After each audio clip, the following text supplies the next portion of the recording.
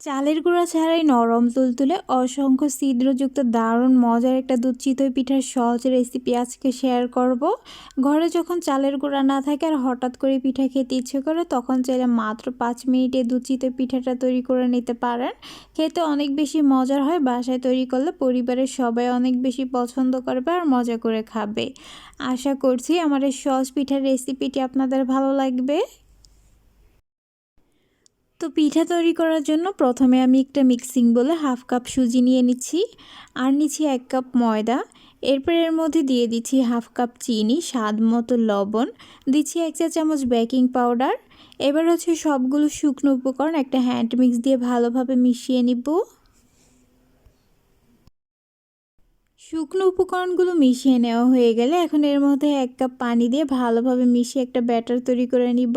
আর এখানে আমি প্রথমে 1 কাপ পানি দিয়ে দিয়েছি, পরের স্টেপে প্রয়োজন মনে হলে আবারও কিছু পরিমাণ পানি অ্যাড করে দিব। তো ভালোভাবে মিশিয়ে নেওয়ার পর এর মধ্যে দেখা যাবে যে ব্যাটারটা এমন ঘন হয়ে গেছে। ঠিক এই পর্যায়ে এটাকে ঢেকে রেস্টে রেখে দিব কিছুক্ষণের জন্য। এরপর পিঠার জন্য দুধের শিরাটা তৈরি করে নিব। এই জন্য চুলায় একটা প্যানে 5 কাপ লিকুইড দুধ নিয়ে নিচ্ছি। আর এই দুধের সাথে আমি আগের থেকে 2 চা চামচের মতো গুঁড়া দুধ দিয়ে মিশিয়ে নিয়েছিলাম। আপনারা না দিতে চাইলে স্কিপ করতে পারেন, তবে দিলে চিতই পিঠাটা খেতে অনেক বেশি ভালো লাগবে। এবার এর মধ্যে ফ্লেভারের জন্য দিয়ে দিচ্ছি 3টে এলাচ আর 2 টুকরো দারুচিনি। এরপর সবগুলো উপকরণ একটু ভালোভাবে নেড়েচেড়ে আমি অপেক্ষা করব দুধটা কিছুটা গরম হয়ে আসা পর্যন্ত।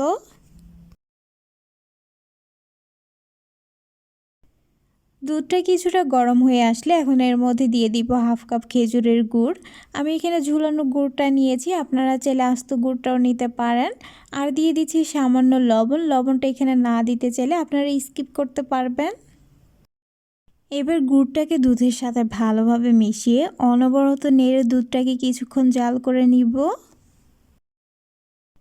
আবার খুব বেশি জাল করে শিরাটাকে ঘন করে ফেলা যাবে না। বেশ কয়েকবার বলক চলে আসলে আমি চুলাটা অফ করে দিয়ে শিরাটাকে একটা ঢাকনা দিয়ে ঢেকে একটা সাইডে সরিয়ে রেখে দিব। তারপর আগে থেকে যে ব্যাটারটা রেস্টে রেখে দিয়েছিলাম এর ঢাকনাটা খুলে একটা হ্যান্ড মিক্স দিয়ে ব্যাটারটাকে হাতে একটু সময় নিয়ে ভালোভাবে মিশিয়ে নিব।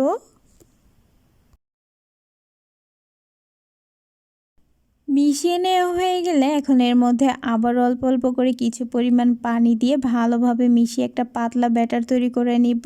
আবার খুব বেশি পাতলা হবে না ব্যাটারটা, মোটামুটি মিডিয়াম ঘনত্বের একটা ব্যাটার তৈরি করে নিতে হবে।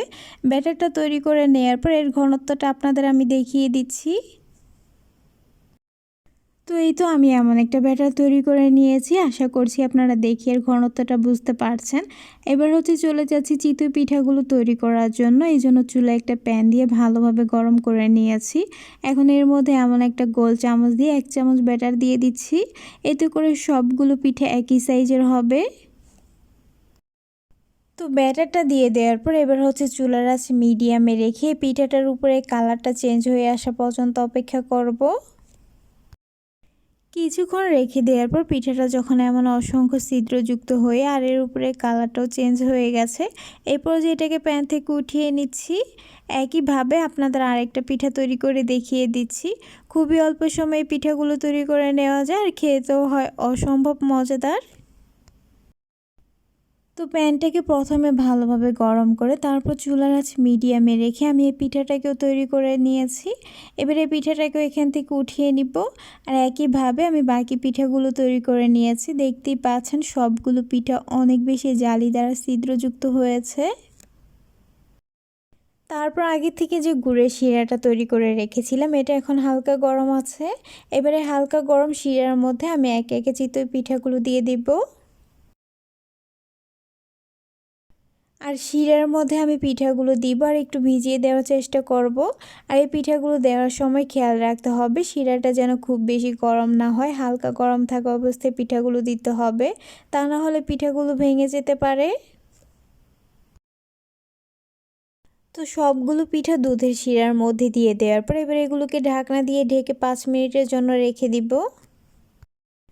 5 মিনিট পর ঢাকনাটা খুলে নিয়েছি। এর মধ্যে পিঠাগুলো শিরাটা খেয়ে নরম তুলতুলে হয়ে গেছে। পিঠাগুলো দেখেই বুঝতে পারছেন যে এগুলো কতটা নরম হয়েছে আর খেতেও কিন্তু হয়েছে অনেক বেশি মজাদার। হুটহাট পিঠা খেতে ইচ্ছে করলে এই পিঠাটা তৈরি করে নিতে পারেন। আশা করছি আমার এই সহজ পিঠার রেসিপিটি আপনাদের ভালো লেগেছে। ভালো লাগলে আমার পেজটা ফলো করার অনুরোধ রইল, তার সাথে আমার চ্যানেলটা সাবস্ক্রাইব করার। তাহলে আজ এ পর্যন্তই, আবার দেখা হবে নতুন কোনো এক রেসিপিতে। সে পর্যন্ত সবাই অনেক বেশি ভালো থাকবেন, সুস্থ থাকবেন। আল্লাহ হাফেজ।